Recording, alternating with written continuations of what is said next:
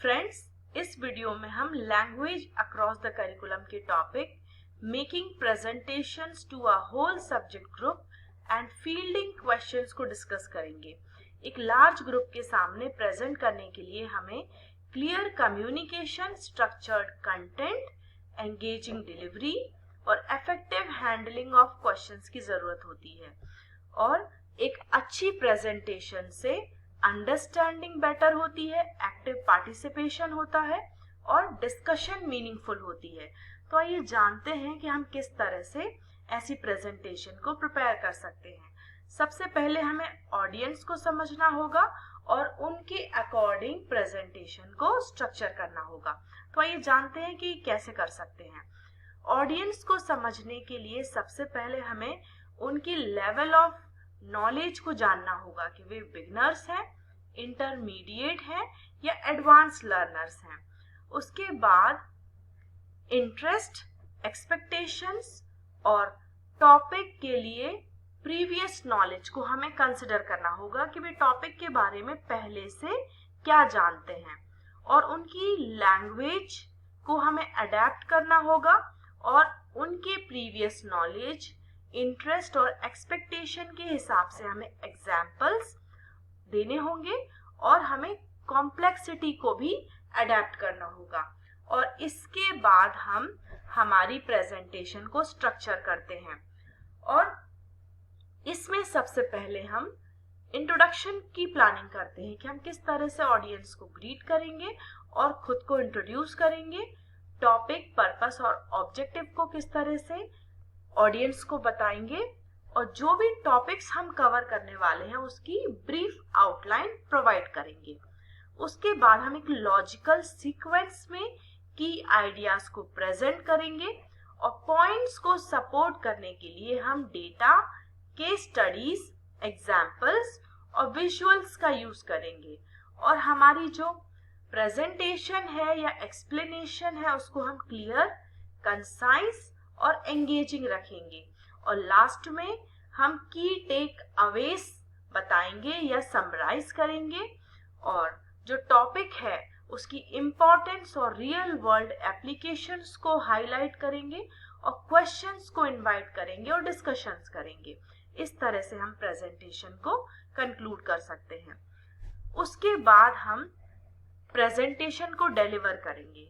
तो डिलीवर करने के लिए हमें दो बातों का ध्यान रखना चाहिए। पहला है कि जो स्पीकिंग टेक्निक्स है वो इफेक्टिव होनी चाहिए। हमें क्लियरली और कॉन्फिडेंटली बोलना होगा ताकि इस ऑडियंस को समझ में आए। और जो पेस है उसको स्टडी रखना होगा और जो टोन है वो मॉडरेट रखनी होगी, मीन्स ना ज्यादा हाई और ना ज्यादा लो।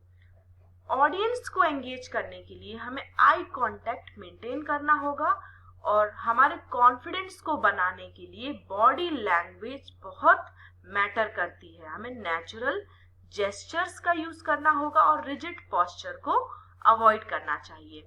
नेक्स्ट है, हमें स्लाइड्स को रीड करना अवॉइड करना चाहिए और हमें नेचुरली बोलना चाहिए और एंगेजमेंट को मेंटेन रखना चाहिए।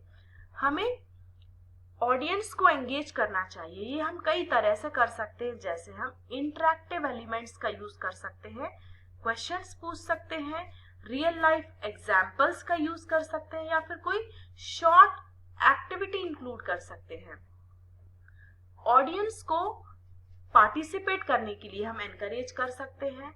ऑडियंस से उनके एक्सपीरियंसेस या ओपिनियन को शेयर करने के लिए हम एनकरेज कर सकते हैं और उनके रिएक्शंस को भी हमें मॉनिटर करना चाहिए ताकि हम एक्सप्लेनेशन को एडजस्ट कर सके on the basis of their responses. Last है how to field questions effectively, means जो उनके क्वेश्चंस हैं उसको हम किस तरह से हैंडल करें। सबसे पहला है, हमें क्वेश्चंस को एनकरेज करना चाहिए और उनको मैनेज करना चाहिए। इनवाइट क्वेश्चंस पोलाइटली, क्या किसी के कुछ क्वेश्चंस हैं या कुछ पॉइंट्स पर क्लैरिफिकेशंस है, इस तरह से हम क्वेश्चंस को इनवाइट कर सकते हैं। और जब वे क्वेश्चन पूछें तो हमें ध्यान से सुनना चाहिए so that we can understand the question before responding. Next है जो क्वेश्चन पूछने वाले हैं, क्वेश्चनर हैं, उनको हमें एक्नॉलेज करना चाहिए, like that's a great question. Next है उनके क्वेश्चन को रिपीट या पैराफ्रेज भी हम कर सकते हैं ताकि हम क्लैरिटी को इंश्योर कर सके for everyone before answering. Means उनके क्वेश्चन को आंसर करने से पहले हमें उनके क्वेश्चन को रिपीट करना चाहिए ताकि वो क्वेश्चन सबके लिए क्लियर हो।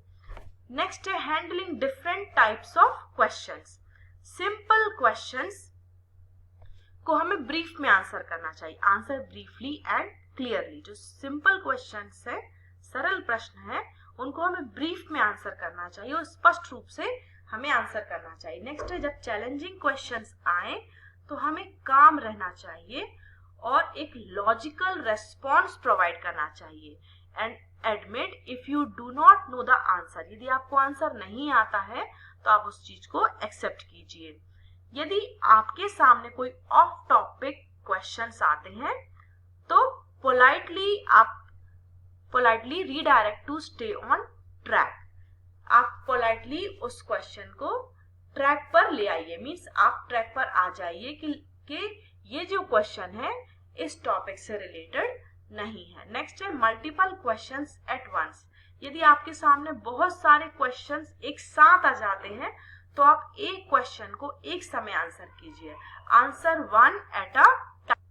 और लास्ट में क्वेश्चन आंसर सेशन में जो भी की पॉइंट्स डिस्कस हुए हैं उनको समराइज करना चाहिए।